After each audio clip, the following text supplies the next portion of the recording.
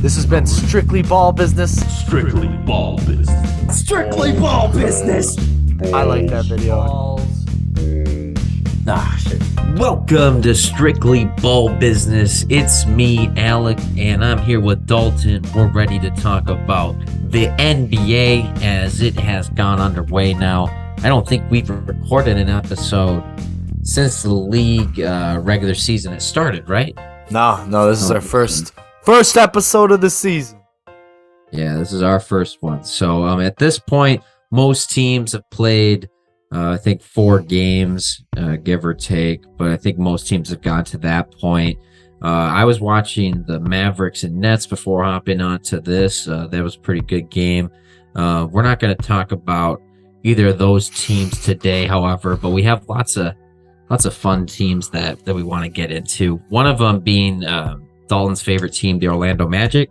They have Paolo Banchero, who now has scored, I think, in 5 straight games with at least 20 points. So we're going to dive into that. We're going to talk about the Minnesota Timberwolves as well, give an update on them, as that's my favorite team. They are 3-2, and those 2 losses have been to the Spurs and the Jazz. We're also going to talk about the Utah Jazz in terms of their success, as they've beaten more teams than just the Timberwolves. They've also beaten the Nuggets, and they've just overall been looking really strong to start out the season here, really fast-paced. So we're going to talk about that. We're going to talk about a team that's on the opposite side of the spectrum who really can't afford to be losing games, the Los Angeles Lakers, that is, as they're 0-4, and they're about to face my Minnesota Timberwolves here tomorrow, Friday, at least, as we're recording this on the Thursday. So we'll see what happens there. Do the Lakers continue to lose, or will they get their first win eventually? Who knows when that'll be. We're going to close up the show talking about the Portland Trailblazers' hot start. Has been a surprise to some. And then Donovan Mitchell, we're going to talk about how well he has transitioned as a Cleveland Cavalier and whether his game has changed at all. So starting out here, we're going to talk about Paolo Banchero, who is looking like a surefire star in the NBA, as he's started out with 5 straight 20-point games, or at least 20 points in each game, and he's added up some threes in the most recent game, I noticed. So yeah, starting to see a good jumper there. And yeah, I'd love to hear your thoughts on what you think about him. I'm sure you've watched every game so far, right? Yeah, every game. And he's, actually, I talked about how the Magic were last year and how they just looked like they weren't even running an NBA offense, and they lacked that. Fultz came back, and it started to look a lot better, but even with Suggs and Anthony, that wasn't enough. Even I do think Suggs is a decent playmaker. Now with him on the floor, they're still really low in the rankings for offense, but it doesn't look like a completely awful offense anymore. It looks nice. I can't wait till Markelle Fultz gets back, because it's only going to get better. But it looks like an actual NBA offense, and they're actually not getting blown out. Right now they're 0-5, but all the games have been comparable. Like, they've been decent games. None of them have been blowouts. They've stuck in it, and they've led for a lot of these games too. So yeah, absolutely. I mean, the tank job has been immaculate so far. I mean, losing but winning throughout much of the game is exactly what you want. Exactly, and it shows the development. Franz has been doing good. Wendell Carter is disappointing me a little bit, but I think he'll turn it around. I'm sure he will. Your all-star pick. yeah, it's not looking that way. But I didn't say this year though. But haven't won a game, haven't been blown out. Actually, he's had a more consistent and better start than Zion, Luka, and obviously Cade. It's pretty promising to see from a team like the Magic, who haven't had a superstar since Dwight Howard. So it's very encouraging, and he's only the 7th rookie to go 5 20-point games in a row. I mean, hopefully he just keeps it up. I mean, why not? I mean, let's see it. Yeah, I think he can. I mean, he looks like a guy who can just score over tons of players just due to his height and his shooting ability. I mean, he's got a good stroke from mid-range, and it looks like he could bring that out to the 3 every now and then. But overall, I mean, not many people could stop him when he drives, and that's like Yeah. Also, he's where had he's like gonna really just be consistent at. yeah, like I called him when we were like a smaller Zion is what I referred to him as in my player comparison, and it's really like that. It's like that. He's doing pick and rolls too. That's so nice, and he's got great defense, almost averaging 2 blocks a game and almost a steal a game too. He's doing pretty well on that end. I did want to talk about the biggest surprise actually on the Magic roster, and that's Bol Bol. I didn't have that much when he got traded. I was like, yeah, whatever. But he's playing really well. So he's averaging 10 points a game, 6 rebounds. That's nothing to scoff at. But 2.6 blocks a game, and on 17 minutes a game, 2.6 blocks.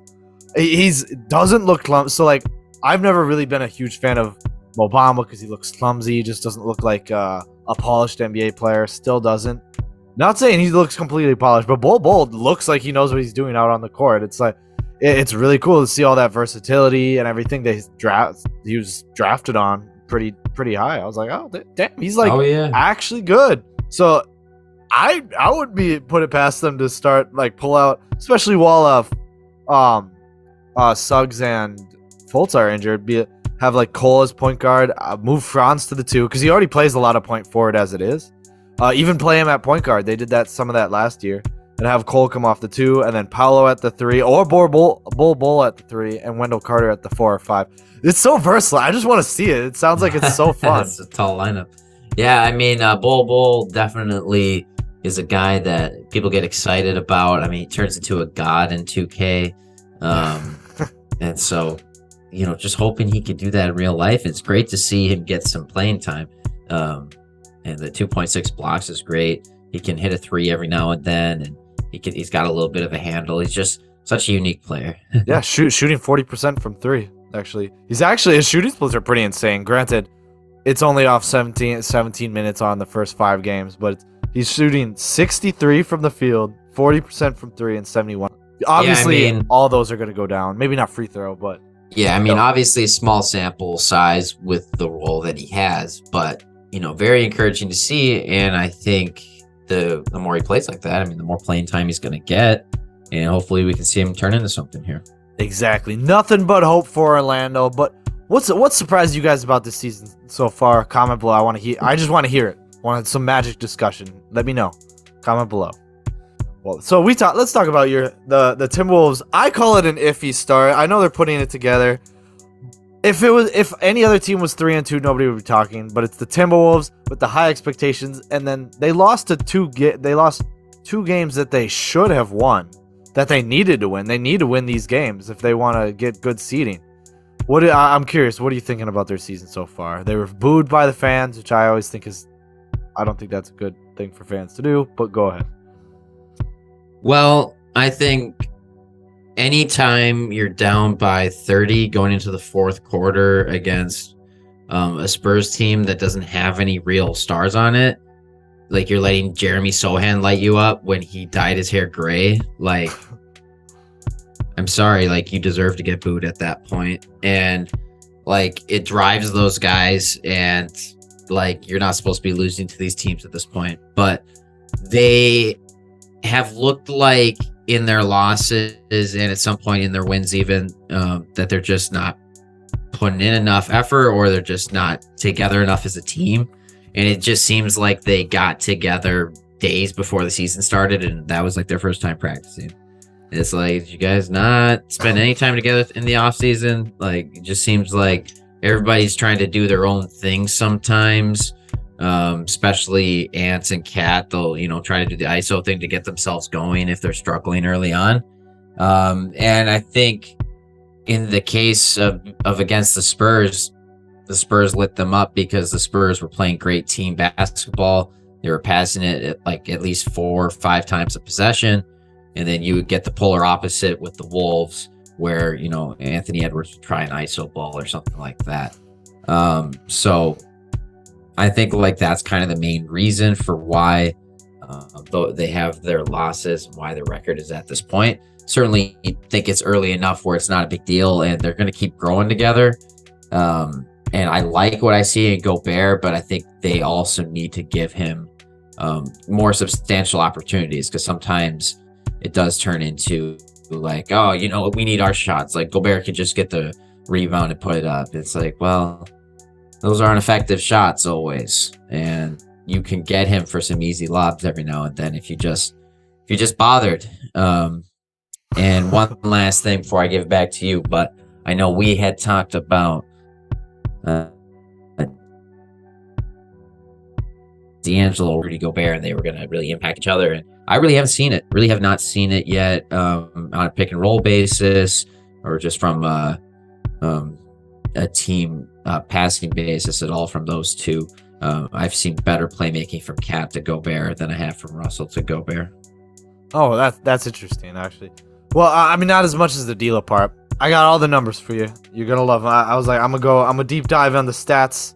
He's gonna love all this. It's gonna be great. So we can both agree that I think the most two stable players on this roster have been Noel and Gobert. By far, both of them doing their jobs. I don't think you can ask anything out of either of them. They're both doing as much as they can, right? I think Gobert could have put some more effort in a couple of games for some of the rebounds, and that is all I will really say on that. But I think Noel's been great as well. And for the most part, I think Gobert's doing fantastic, but I think a lot of guys had struggle putting up effort in a back-to-back. Yeah. I mean, so I get into more of that too, but I will say I think Cat's really struggling out there. I think there's a lot of, it's the position change that I think he's just not used to.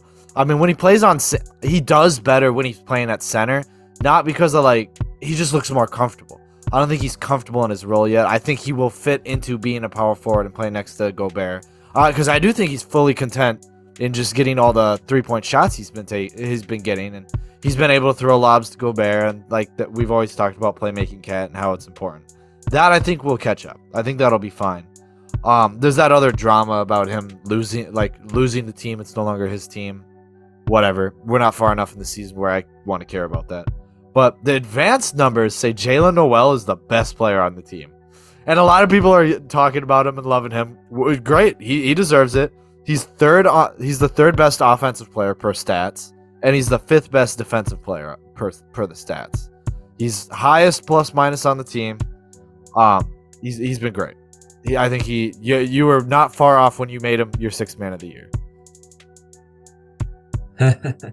Yeah, I mean, honestly, he's got some good playmaking ability, and he does it so well, driving to the rim and being able to dish it back out to somebody else, or he does like a spin around Jay, and he can get really creative around the rim, where, they had a guy, Malik Beasley, the last couple of years, and I was just hoping maybe Noel could get as good as him. Like, that was my hopes, but honestly, he looks better than Beasley ever has, even just in these first few games. And Beasley was great, and he had a great 20 game stretch where he was a flamethrower. But I like a guy who can also score inside if the 3-point shot's not falling. And the defense is obviously a huge surprise as well. Yeah, it's almost he should be put on the floor at the end of games instead of D'Lo at this point, because I'll jump into Cat and D'Lo's defense. It looks completely awful. I hate all of it. This is really what we're seeing, the loss of Pat Bev. And Gobert's great. Does he change your defense? Yes. Does he have arguably a better effect?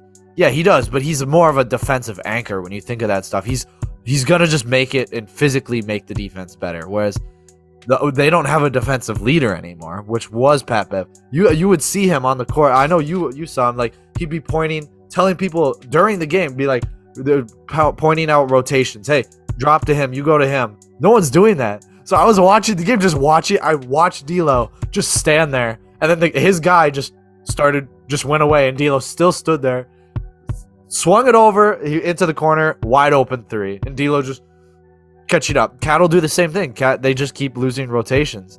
It's no one's communicating. I was gonna say they just leave so many wide open threes, like you said, just letting them leak out like that. It's so upsetting when He's just banging wide open three after wide open three. Yeah, and it sucks to see because you see it happen. You see it, you're like, oh, he just missed his rotation. And he doesn't recover because he doesn't know it. He's not watching until the ball gets moved to the other guy. He's like, oh, shit. So that's been the most frustrating part about watching it. Also, but it is funny. D'Lo actually has less possessions per game than Gobert and McDaniels. They both get more possessions than him. It's pretty crazy. But it makes sense because what their offense is doing is they're putting it more in Cat and Anthony Edwards' hands because they want them most importantly to get going, to get their offense going, which I get. It's probably smart at the beginning of, if Chris Finch doesn't plan on winning the most games this season. It's probably smart because he's like, hey, you know what? D'Lo will get the ball eventually. He's fine. I'm not worried about him. He just wants to make sure Anthony Edwards and Cat are acclimated too, because Ant's really struggling with Gobert on the floor. I mean, he said that he'd rather play small ball, and I don't think it was a shot at anything. I see he's struggling with Gobert because he has less room. He loved it before because he had all that room to make those dunks because they were playing 5 out. Now they can't play 5 out with Gobert, so he just has less space, so he has to get more creative, and his field goal percentage is taking a dump, and it's just harder for him to get going because it's changing the system that he was just spent the last 2 years getting used to. I think he'll get back to it.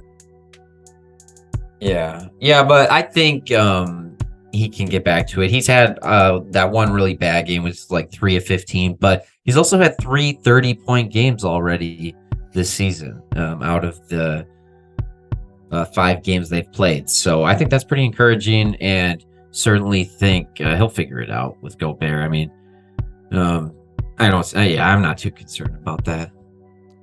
I'm not that concerned either. I just see it as it is, and it could.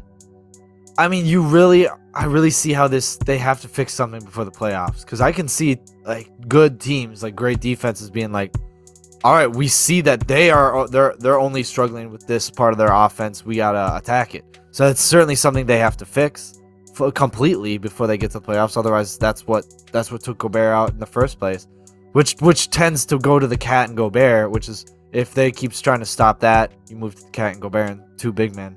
We'll see how that goes. But so far, I haven't seen the benefits of that yet. I think we could, but they still have a lot to figure out. I still don't think they should have been booed. I don't think you should ever boo your home team.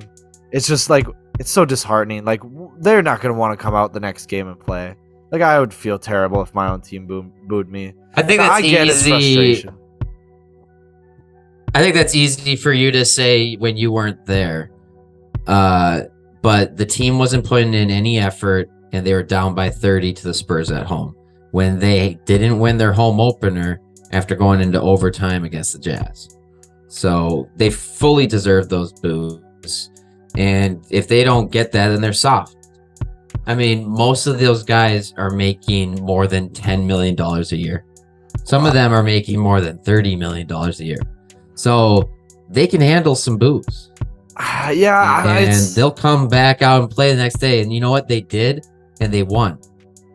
Yeah, but I don't think it was good. I don't think the boos did anything other than just make them not like. I think if you're that upset, just leave. If you want to send a message to them, just leave. Just because they're gonna look up and see those empty stands. I think that's gonna mean more to them than just people booing. If it's really that much where you have to boo, just leave, and they'll get the message. Everyone will leave. Just start. So I should show that I don't give a shit rather than view my displeasure. I should just show that I don't give a shit rather than show them that I'm mad. That's not showing you don't give a shit. That's not showing you. If you leave, it shows you don't care. No, it shows that you're upset, like, and you'll leave. If you leave, early before the end of the game, like, that's fine. That's your choice. But I mean, you can also stay and boo. I mean, either way is fine. It sends both messages, and they deserve both of them because they're millionaires and they can handle it. I think you're soft as well for believing that. No, it's you boo these just because they're players that make millions of dollars. They still go to work, and it's still like you're supposed to play for these guys. These are the people. Their work is basketball. Okay, I mean, job's a job. If you work something long enough, it still becomes a job is not a job, Dalton. No, a job is not a job, Dalton. No, it's not. How is You it want not? to compare playing in the NBA to being an IT manager? You want to pretend like it's the same thing? Yeah. Or being a teacher? They're not the same thing. I mean, These guys physically make they're not. millions of dollars to play basketball, and they also get months off out of the year to travel the world when they're not playing basketball because they have millions of dollars and they can go wherever they want, whenever they want. The rest, and you know what? They could retire right now if the booing bothers them so much, and then they wouldn't have to hear it again, and they could wipe their tears away with their millions of dollars. Or they could suck it up and come back stronger and try even harder after realizing that, yeah, they didn't put up enough effort, because losing to the Spurs by that much and losing, I mean, I'll give you losing to the Jazz in overtime. That's one thing. That's fine. The Jazz have beaten the Nuggets as well, and they've got some decent players on their team. Losing to the Spurs, being down by 30, going to the fourth quarter, you deserve to get booed. You deserve anything. Honestly, yeah, like I got no problem with boos at all. Yeah, well, I just think it weighs on the players too much. Even whether like you see the effect in Andrew Wiggins. You guys don't like it. No Timberwolf likes Andrew Wiggins. He got booed. I was at a game where he got booed so much for missing free throws. A Timberwolves game where he got booed so much for missing free throws that Robert Covington on the team went like over to where the boos were coming from, and he was like begging them to stop because it was during a game. And he's like, why are you gonna boo a guy? And it weighed on Andrew Wiggins, and he went and found a better role. Like Timberwolves fans, you guys want to talk about like how he didn't play that for us because he's not. Sure, there's probably a lot of factors, but why would he want to be the player that won the championship with you guys if you just keep booing him? He didn't get those boos till like his 5th, 6th year in the league after putting up dog shit for years. Boos were absolutely deserved. Maybe not while he's shooting free throws. You should have your guy in those moments, but he straight up became like a replacement level player towards the end of his time with the Timberwolves. And to pretend like that's not true is to just accept that you weren't watching the games at that time, because like he was a horrible player in those last 2 years with the Timberwolves. I'm not saying he wasn't. Yeah, and so he deserved the boost.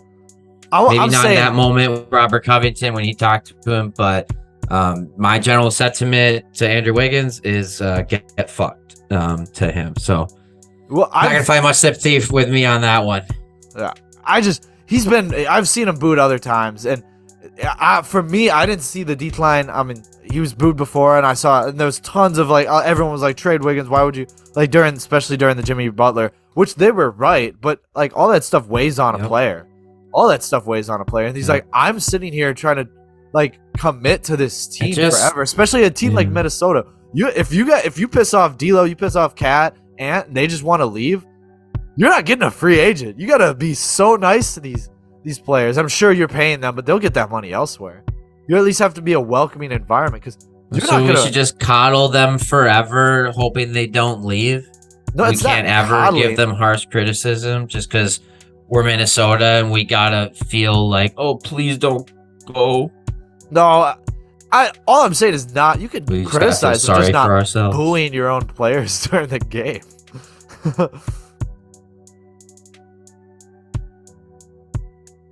Well, fuck them. How about that? I guess. That sound good? No, I mean, for me, I guess. That's my opinion on it. They deserve boos if they play like shit. That's kind of the rules in my book. I think that applies to all sports. Like, I mean, the Minnesota Twins, I think, got booed when they were losing their 17th straight postseason loss, because that shit deserves boos. Some sort of shit deserves boos. And it's true. These players for the Wolves, they haven't experienced all the same sorrow and hardships that the Timberwolves fans have. So they're getting some pent-up emotion in those regards. But at the same time, Carl Anthony Towns is in his 8th season, and he still whines a lot. And he came in weighing less than Anthony Edwards. which is a worse thing for Anthony Edwards because he looked hella sluggish in that game against the Spurs. And then Cat comes out and says that Popeyes thing. Right? That's not coincidence. I mean, I don't you're think not he should've done that. conditioning enough. I don't think I agree. He maybe shouldn't have done that, but at the same time, Ant comes out with the same mentality like MJ. He likes being criticized. He likes being called out because it puts that fire in him. I mean, literally the next day after that, he put up 31. I mean, he's got that dog in him, and sometimes I think Cat knows that he just kind of has to push Cat or Ant that way. Fair, but so that was that. You guys comment below, let us know. But speaking of Wolves killers, let's talk about the Jazz. They're on a roll for some reason. I predicted them to be the worst team in the league. Utah Jazz surprisingly 4-1 at the time we're recording this. They've beat the Wolves, they beat the Pelicans, they beat the Nuggets, and then they beat the Rockets like the rest of the NBA. But they also lost to the Rockets. The real question is this play sustainable? Because I don't see them having the talent to make this go any further. Are you curious what's not sustainable, or what are you thinking of this Jazz run? I mean, I'm guessing it's just a factor of other teams struggling to get their footing going in the manner. I mean, you can make excuses for a lot of the teams. There's some ballers on the Jazz, though, still. I mean, Clarkson has put up some big games. Lauri Markkanen has an increased role now with the Jazz compared to what he had with Cleveland. And he's really showing out, getting some good looks. Really, overall, they have lots of good shooters on this team. Between those two guys plus Kelly Olynyk, so across different positions they can shoot. They've also got Colin Sexton, who could drive it in. You know, he's looking pretty decent so far. And who else? I mean, Rudy Gay, I like. Rudy Gay is their best defensive role player. Yeah, so certainly they still have lots of good players there. So it's not really a surprise that they can pull out wins. It is a little surprising that they're 4-1 though, because they have a brand new coach too. And it's you would have thought it would have been a little messy for them too to start out this season. But you know, they're doing a good job coming out strong. They're young, they're fast, they can get on transition really well. And I think that's working out for them and really paying dividends. Yeah, a lot of it is Mike Conley's playmaking. You know, he's been doing a lot for Markkanen. A lot of his points are assists. But it's probably not sustainable. So they're the biggest plus that, like, when you look at the stats, you're like, what's making this team win? They're the 7th best defense in the NBA right now. Is that sustainable? According to the stats, their 2 best defensive players are Rudy Gay and Colin Sexton. Both are around 95 and 96 defensive rating. No, that's going down. I mean, rather up. That's going up a lot. So there's no way they can sustain this defense. I wouldn't be surprised if they fell to bottom 5th defense in the league. Also, Lauri Markkanen is having a great offensive game. He's doing well, averaging 22 points per game. He's a huge part. I don't think that will fall off as much, but it's certainly good. He's going to dip in efficiency. I think his averages are going to stay, but his efficiency is going to dip. So I don't think it's sustainable. I think it's really cool just to see all these young guys go out there and feel that excitement. You know, I think they're really like, you know what? This is our team now. All of us have been traded from all around. It's like coming together. I think it's a cool storyline. I don't think it's going to continue though. Yeah, chances are it won't. I mean, I got to imagine other teams are going to get their footing. And they're going to start beating up on the Jazz at some point. So, definitely. The bummer that my Timberwolves weren't able to pull out the win against them, but nothing to scoff at. I think Clarkson had like 30 in that game. And when these guys get open for threes, which they're constantly setting screens, they're constantly running around, they're trying to get those open looks. I mean, they're hitting a lot of them. So they can score a lot. I wouldn't be surprised if they continue to play spoiler a little bit this year, and maybe they don't finish with the worst record. Maybe they finish more around 5 or 6, and they squeak out some more wins that they shouldn't. Yeah, I mean, we'll see. I mean, I do think they're going to hit. They're more than any team in the NBA. They're more poised to hit an inconsistent run where they lose like 20 games. So I see that. But It's not that bad. They have a lot of young talent. And you made fun of me for putting Lauri Markkanen on most improved list, but I mean, he's getting there. It's there. It wasn't a bad pick. He could. He's looking good. Definitely is surprisingly better than I thought he would be. Yeah, I mean, he's finally on a team that is willing to fit around. I mean, or at least not. They're not that they're building around Lauri Markkanen, but he's clearly one of the better talents. So they're like, all right, we'll fit what's going on rather than you. When he was put on the Bulls, he had to fit into the Bulls, the Zach LaVine Bulls at the time. They weren't fit. He was asked to play a role rather than fill a role, rather than like create his own role. Same for the Cavs. He was just asked to fill a role. Yeah, no, that's true. I mean, he definitely gets more opportunity to kind of be who he thinks he is. So play the way he wants, hopefully. And I think that can do a lot for a player. No, definitely. It does.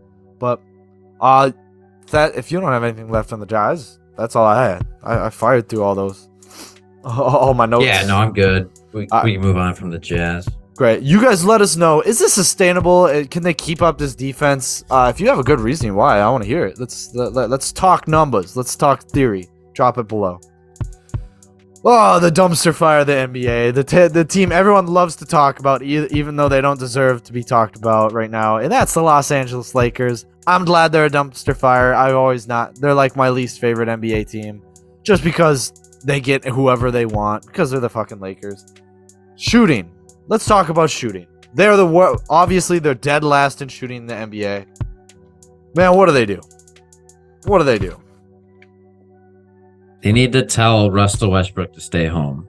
Like, they absolutely, I think, would be a better team if he just didn't even play at all. Like, I mean, I can't imagine what he's really adding to the team. I know defensively he's been pretty okay and he gets some steals. Like, that's cool and all. But shooting wise, he's downright atrocious. And he just shot 8 threes in the last game, which should never, ever happen. Yet the game before that, I think he shot 6 threes. And it just doesn't make sense why he continues to shoot so much when, like, the numbers have said for years he cannot shoot. But he just says, like, oh, I can shoot. And it's like, statistically, no, you cannot. Like, anybody can have that conversation with him and just put the numbers in front of him and say, these are facts. You cannot shoot. Yeah. And at this point, you can barely even drive the ball. Yeah. So this is kind of crazy to look at a team like this. I'd say 3 Hall of Fame players. Depends how AD finished his career, but it's his to lose, I think. 3 Hall of Fame players. And they're dangerously close to being one of the most inefficient teams of all time per the Z-score, which is a whole bunch of numbers I'm not even going to explain. But they're dangerously close to being one of the most inefficient teams of all time. Right now, they're sitting at 29th in field goal, 30th in three-point, 12th in free throw. So, yeah, you're right. I mean, actually, it's not completely his fault. We like to blame Russell Westbrook, but the fact is, I mean, there's some dumb shot. Let's look at LeBron. He's been doing some dumb stuff. Almost 5 turnovers a game, which is outrageous because they're 15th in turnovers, which is amazing. Their best shooter is Austin Reeves, who shoots four 3-pointers a game, and he shoots 40%. LeBron James, and from their second best shooter from Austin Reeves at 40% is LeBron James at 25%, and he shoots the most threes in the game. He takes these dumb half court shots with 18 seconds left on the clock. LeBron just has no bag anymore. They're 9th in 3-point attempts, dead last in efficiency. There's a lot of issues here. Surprisingly though, their defense isn't that bad. They're 4th in defense. I do think 80s. That's where like all the talent of 80 is coming in on that end of the half. Offense falls off. They're dead last in offense. Worse than the Magic. The turnover. Wait, what's that note? I can't even read what that note says. But falls off 5 points a game. Oh yeah. So outside of their top 3 scorers, AD, LeBron, Russell Westbrook, the next best scorer next to Russell Westbrook, who scores like 10 points a game, is a 5-point per game Austin Reeves. They have no offense. They're unable to do anything. They're 20th in assists, 22nd in rebounding. Everything's falling apart. And the stats say Russell Westbrook is their best offensive player. Better than LeBron, better than AD. So that's their problem. I don't think it's completely him. I think it's the whole fucking team. Yeah, I mean, the problem is the team construction, which is because they've got so much money invested in these three guys, and they've struggled to bring in these replacement or these role players. They brought in Lonnie Walker, who's been a pretty decent scorer so far for them, but nobody else really gets buckets. Patrick Beverley hasn't shot well at all. No. And like that was a guy that they basically brought back or that they brought to their team because they were like, well, we let Alex Caruso go 2 years ago and we shouldn't have done that. Now we're going to try and get a player that is kind of like him and maybe can play some defense. Whereas if they had just kept Alex Caruso a couple years ago, he'd be playing for them this year. I think he'd be making a huge difference. Maybe not a big enough difference to really change the way the record looks right now, but certainly in late game matchups, I mean, you put him out there instead of Westbrook, and like I think you'd be doing great there.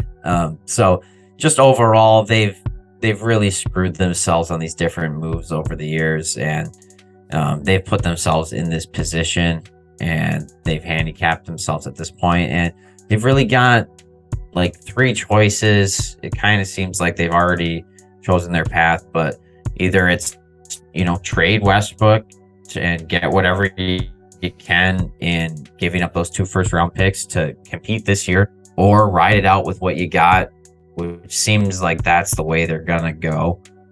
Or option 3, you could trade AD and then get some picks back, and then you could also trade LeBron when he's eligible to be traded. Right now, he's not, since he signed that extension. Yeah, that's pretty much it. I think nobody's trading for Russell Westbrook. I think it's the latter two choices. Either you ride out Russell Westbrook's contract and then you try to sign a bunch of people that's offseason, or you blow it up and trade everyone. I don't think anyone's trading for Russell Westbrook still, but you can get some for LeBron and AD. I think LeBron you can trade in January. AD, I don't think he signed an extension, so really anytime. Yeah, you could trade AD anytime. Yeah. So I think certainly all those are options. They're just such a dumpster fire. It's tough to see. And yeah, you're right. They brought in Beverly, which I thought it was a decent amount because I really like Beverly. I know you like Beverly. But you look at the team makeup. They're like, hey, look what he did for Minnesota. Can he help us on our defense? Their defense, like I said, is 4th. But you have a guy like Pat Bev walk on the Timberwolves. Everyone's listening to him. They're like, oh, that's Pat Beverly. He's the veteran for all of us. No, we're all going to listen to him. Cat, they all fall in line. You have Pat Bev walks into a locker room with Russell Westbrook, Anthony Davis, and LeBron James. Who the fuck's listening to Pat Bev? They're all going to be like, no, you listen to me.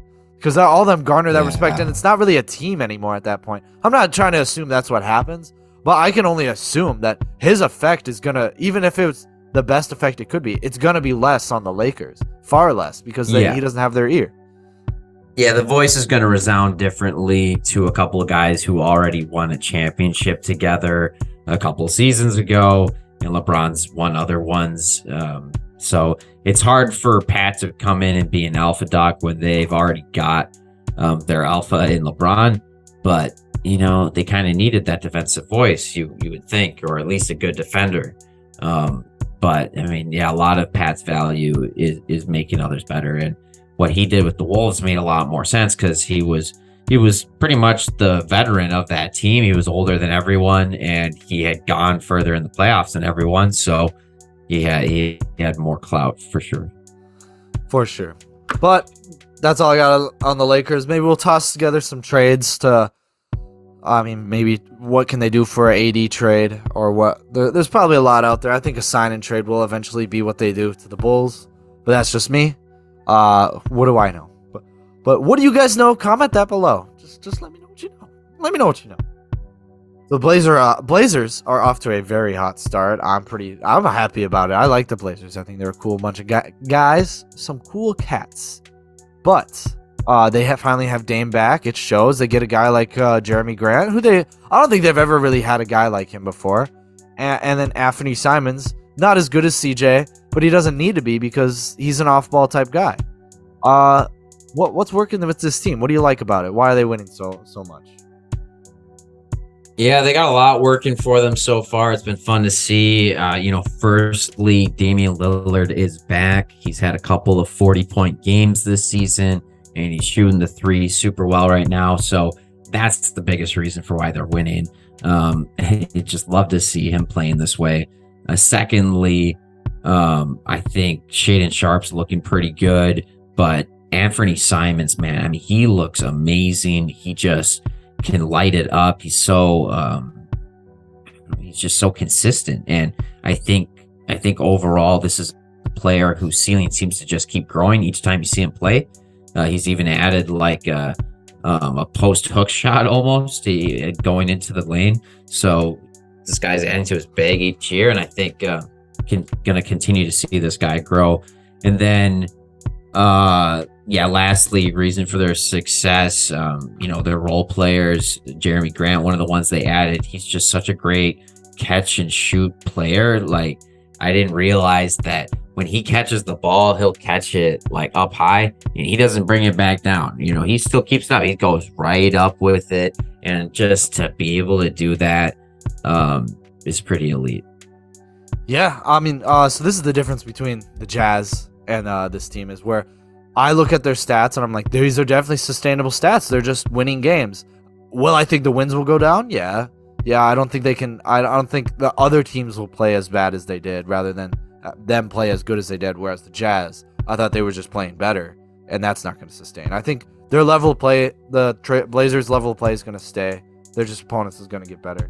However, I mean, they beat the Suns, they beat the Lakers, they beat the Kings, and the Heat, but they just lost to the Heat. So, I think that's fine. Dame's on fire. You said it. 31 points per game. That might be sustainable. I mean, if he does, he might have been. If they can get up to a 4th seed, you think he gets MVP considerations? If the Blazers get to a 4th seed. I think he could be in the talks if the Blazers have a great season for sure. Okay. I mean, I think people's expectations on the team was very low coming into the season. A lot of people didn't even have them making the playoffs. So if they can finish with top 4, top 3 seed, definitely think MVP is the likelihood. Oh yeah, for sure. You said it. Simons, he's doing pretty well. I mean, he's shooting pretty inefficient. I think his numbers are going to go up. I think he's going to get a little more efficient. I think that'll get there. Grant, he's hanging around 15 points per game. I think he'll stay the same. I think he's filling his role. I think he's happy doing what he's doing, playing defense next to Nurkic. Nurkic, whatever. He's going to be Nurkic. He's going to do the same thing. Most of their offense, though, which is a little worrisome for me, just comes from their backcourt. Simons and Lillard. Most of all their shots come from them. Granted, it's not bad, but it's the same problem they've run into year after year, where one of them gets hurt or one of them has a bad game. That's kind of it.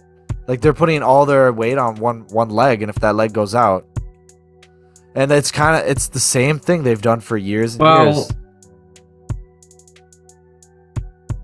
Yeah. Well, I mean, there's always a possibility, though, if the night's not working for either of those guys, that Jeremy Grant could step up, or maybe at some point after Shaedon Sharp gets some games under his belt, that he'll turn into a guy that can give you some buckets. So I don't know if we can see the full picture for the Blazers quite yet in that regard. No, we haven't. And they very well. I'm hoping that's what they do, where if they see them struggling in the first half, where they're like, all right, let's give more possessions to Hart. Let's give more possessions to Grant and Sharp. Hart's been playing great defense, by the way. He's been a great all-around player. I think he's doing awesome.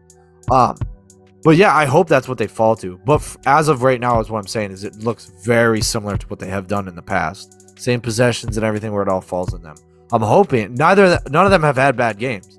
So they've had good, even the loss to the Heat, everyone was still having a good game for the most part. However, Lillard is playing a lot off ball now, and it's really interesting to see, because you see him take those deep threes, because no one goes out there off ball to guard him like that. And it's almost unbeatable to have a guy like Ant like that, or Josh Hart's doing a lot of the ball handling too. So, but I'd like to see more like offensive aggression from Grant and Hart too, where a lot of it is just, I mean, it's built around playing through their stars. Simons and Lillard, but I still would like to see Grant take those shots, take those extra shots, be that actual scoring option. And I'd like to see Hart get more into that too, especially there's going to be games. Lillard's not playing 82 games this year, and Simons isn't playing 82 games this year. So I think you should lean on Hart when you can and see, all right, man, let's see what you can do as a scorer. Let's put it out. Or obviously Shaden Sharp, as you mentioned. They should go out for him a lot. I think that would be a really, really nice to do. But when Lillard's hot, why not? Like he is right now, just that's fine. I get it. Feed him the ball. He's hot. Feed the hot man. Yeah. Overall, they could implement more passing into the system just to try and get some of those other guys looks that are within rhythm rather than, I don't love the idea of forcing the ball to Josh Hart or Shaden Sharp, but elevating them to a spot where they can get open with multiple passes is maybe a better idea. Well, I mean, it's not forcing the ball. Obviously, they'd write up plays for both of them, and they because most of the plays they have are just for Simons and Lillard, which, as it is, they're the two best scorers on the team. I'm just saying, like, write more plays, or like when they're winning, just have the coach come back and be like, all right, and when Lillard and Ant sits, I'm like, just leave Hart out there. Let him run the offense for a bit. Let him get into that comfortable scoring position. Let him get going and expand on his game, because he gets better on offense. Before there was a point where when he was with the Lakers where they're like, oh yeah, he's just not a factor shooting, and he's gotten a lot better shooting where you can't just leave him open anymore. So he shows improvement. So I figure you might as well, when you have time, feed it. Same thing for Shaden Sharp. Get some development out there. Sure. Yeah, no, I get that, man. Certainly think they got to make an effort to get everyone comfortable within the offense so that, if you do need them, you're not relying on just those two guys every time. So totally get what you're saying. You got to keep everyone involved, got to keep them engaged. Otherwise, they might get worse on offense if you're not giving them enough looks, to be honest. No, yeah, for sure. I mean, you let somebody get cold, they're just going to be cold. You got to get everyone touches the ball, which will be a great segue to our final topic, is the Donovan Mitchell with the Cavs. They've been doing great. They've been playing great, even though Darius Garland's been injured. The biggest playmaking role has been filled by Donovan Mitchell, but Karis LeVert has stepped up in a huge way. What do you think of this Cavs team? What's going on with them? Yeah, I mean, they've still got the Twin Towers that are looking really fun. And I think Donovan Mitchell works pretty well with them. He seems to facilitate, better than he did with Utah. I'm sure maybe he's just trying to make a more concerted effort with it, with being on a new team, which I think is great. But his scoring's been great. He's been pretty efficient, with it, the exception of the last game. I don't think he had that high of a scoring output, but otherwise, he's exactly what they needed for a guy that can lead the offense and be their top scorer. They were really missing that alpha guy. I mean, they have Darius Garland, who can be a 20-point per game scorer, but I don't think he should be your first option. No. And Evan Mobley maybe could be, but I mean, he's still young. It's hard to give him the reins as the first option right now. And then Jared Allen, I mean, he's a post guy, so ideally he's not your first option. He's more of a secondary scorer regardless. So they needed this type of guy. Yeah, they did, definitely. And I don't think even if Darius Garland had that skill set where he could be a first option, I don't think he should be, because his playmaking is so good. Naturally, you want to slip him to the secondary or third or tertiary. I don't think Evan Mobley can ever, nor does it really matter. I don't think he should be he should ever and will ever turn into a first or second scoring option. I think a lot of it, I think can fully peak and be a Hall of Fame level player at a third scoring option, but beat it on his defense. I think that's where he can make his home, and where he could be a miles better offensive scorer than Gobert, but still have the same defensive impact. So I think that's where he'll fit. But he's making another jump this season. That's great to see. Karis, I mean, everyone's like, what's going to happen? But Karis has filled a great role. He's been awesome. Okoro's been in there playing defense. Just the whole team, they're great. I mean, the struggle with a lot of bigger guys, like the Magic 4. So in the last Magic game, they were struggling guarding those bigger guys like Paolo, Franz, Carter, because they're just taking the guards off the dribble. And because when you have smaller guys like Karis, and Donovan Mitchell on the floor, and even when Darius Garland's back, like it's tough because a lot of teams know that they can take out, like especially 5-out teams like the Magic, can pull Allen and Mobley out of the paint, and then they just beat up on their guards because their guards are very undersized guards, even for being a 1 through 3. Like Karras is 6'4", 6'6", which is not tall for a small forward at all. If that's your next tallest guy, I mean, they can get beat up, especially by guys like Paolo or Franz Wagner, who are like 6'9" to 6'10", you know? Yeah, I don't know, man. Can you repeat that last part? I missed what you said there. Like, you don't gotta repeat everything, just that last part.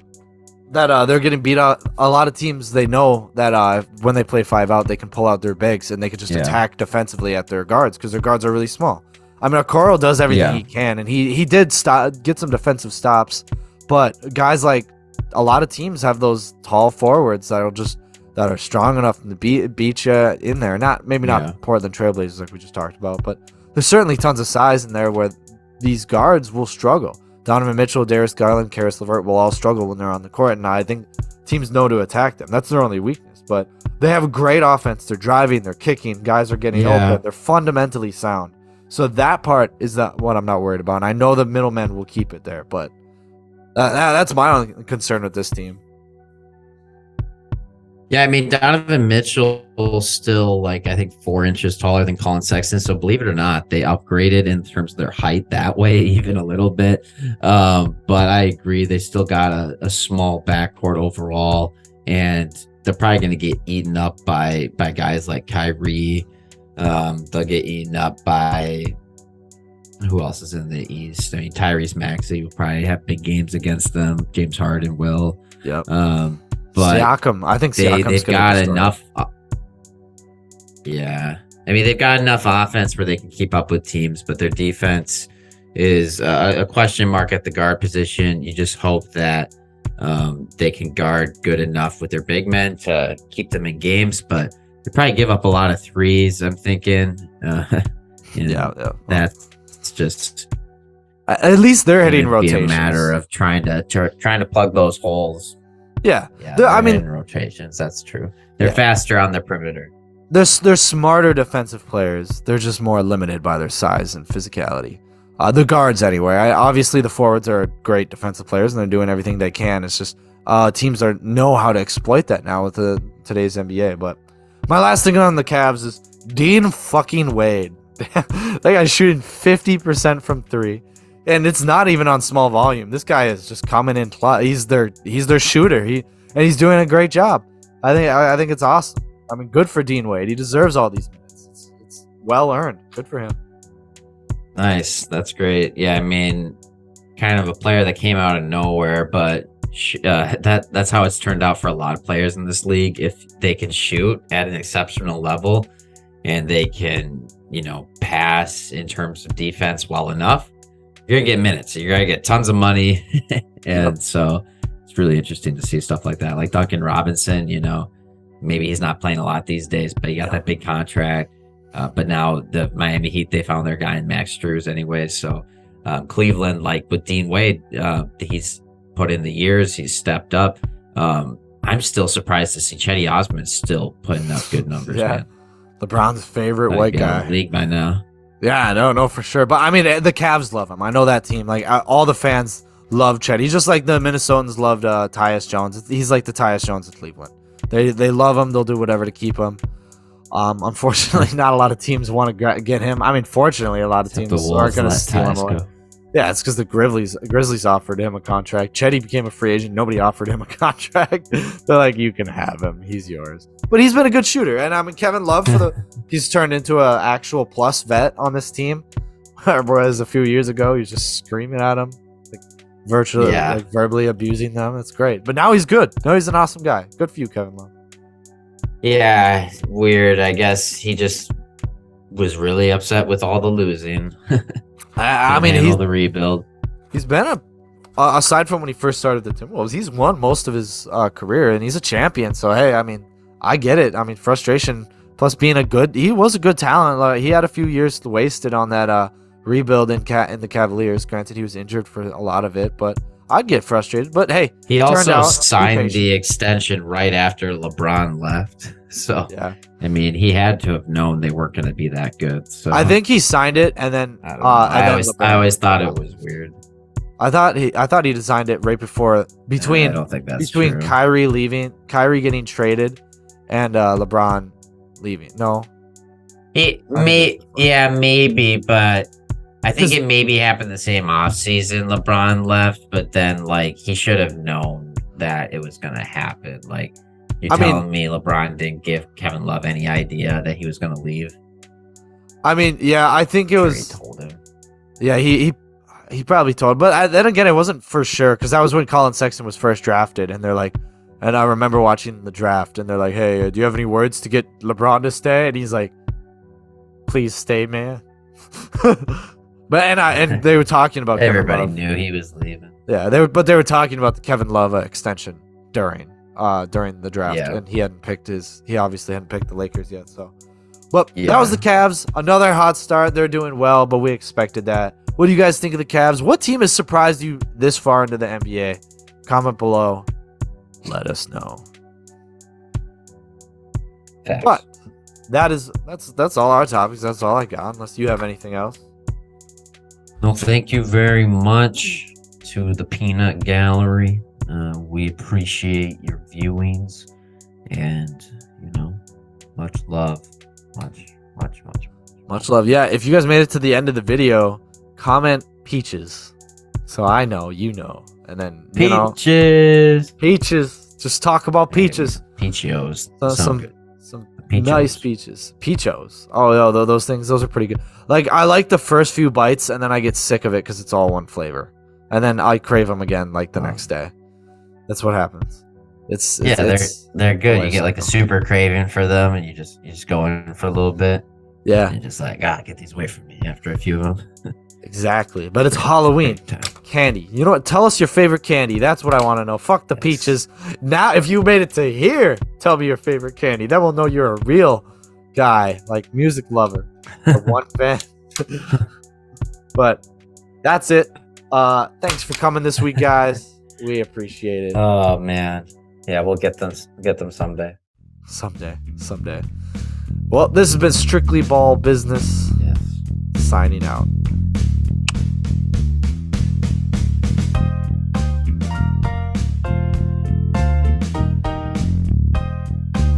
Thanks for watching.